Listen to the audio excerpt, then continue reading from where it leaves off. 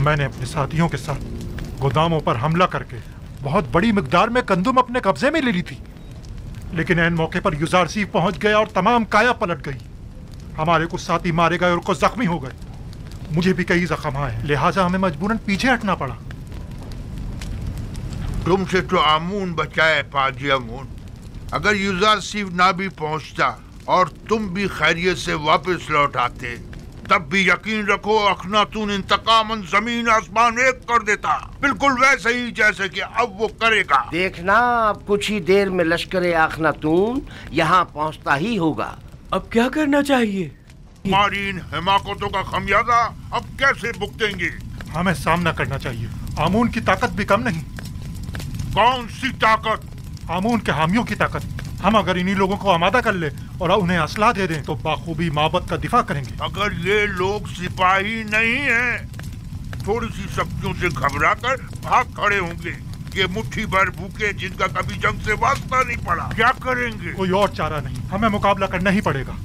अब यही राह निजात है। तुम सिर्फ अपनी निजात की फिक्र में हो, ना कि माबद की।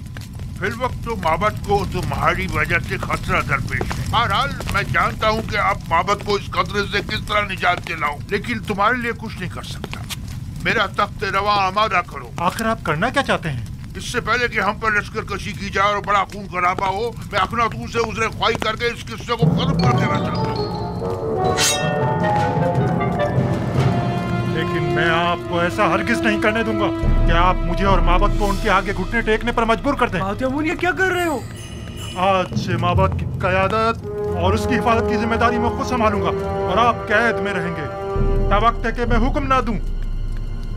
ये चाहते हैं कि आज के इस खून खराबे के असली महरिकीन के तौर पर हमें युजारसीफ के सिपाहियों के हवाले कर दें, और वो नतीजतन हमारे साथ क्या करेंगे ये बिल्कुल वाज़ेह है। जनाब आख महू को इन्हीं के कमरे में कैद कर दिया जाए, और अगर कोई उन्हें रिहा करने की कोशिश करे तो कत्ल कर दो। ये क्या कर रहे हो पादियामून? ये काहिने आज़म आख महू है। किसी को इनसे कोई सरोकार नहीं होना चाहिए। अगर तुम लोगों ने माबद की निजात और लोगों को आमादा करने में ताउन किया तो माबद की निजात के बाद उन्हें रिहा कर दिया जाएगा। अगर से ये सब कुछ बेवकूफी है, फिर भी जैसा कहे वैसा ही करो। ले जाओ इन्हें।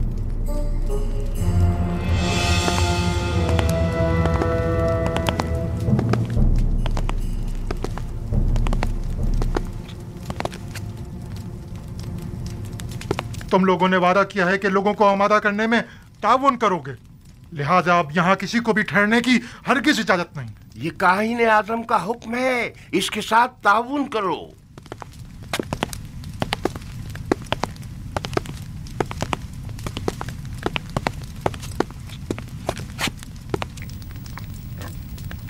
मेरे खुदावंदगार का सरकारी आइन की तब्दीली और आइन आमून परस्ती से बेजारी पर मबनी फरमान का ऐलान कर दिया गया है।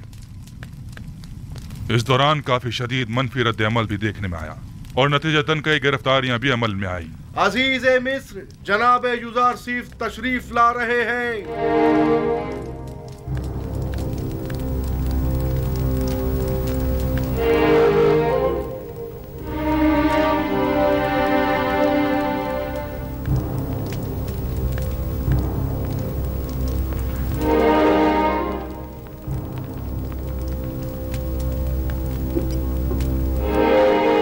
क्या बात है जनाब युजारसीफ, आप इतने बरहम क्यों हैं? आज लश्कर माबद के सिपह सालार पादियामून ने अपने चंद सिपाहियों के हमराह तिब्स के गोदामों पर हमला किया। कई अफराद को कत्ल और कई एक को जख्मी करके फरार हो गए। वो गोदामों को भी नजर आतिश करना चाहते थे, मगर हमारे बर वक्त पहुंचने पर न कर सके। आपको तो कोई जख्म नहीं लगा? जिस्मानी तो कोई नहीं, अलबत्ता इस तकलीफ के वाक़े ने मेरी रूह को शदीद मजरूह किया है।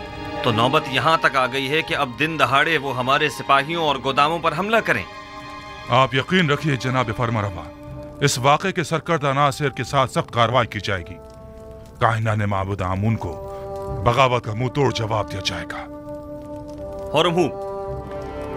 गौर से सुनो, मैं हुक्म देता हूँ कि माबद आमून का मुहासरा करके आमून के मुजस्समे को नाबूद कर दिया जाए और काहिनों को माबद से निकालकर माबद का दरवाजा मुकफ्फल कर दिया जाए। खूनरेजी से हद्दुल मक़दूर इज्तनाब किया जाए और असली मुहर्रिकीन को गिरफ्तार करके करार वाक़ई सजा दी जाए। इताअत। आली जनाब आपके हुक्म की तामील होगी।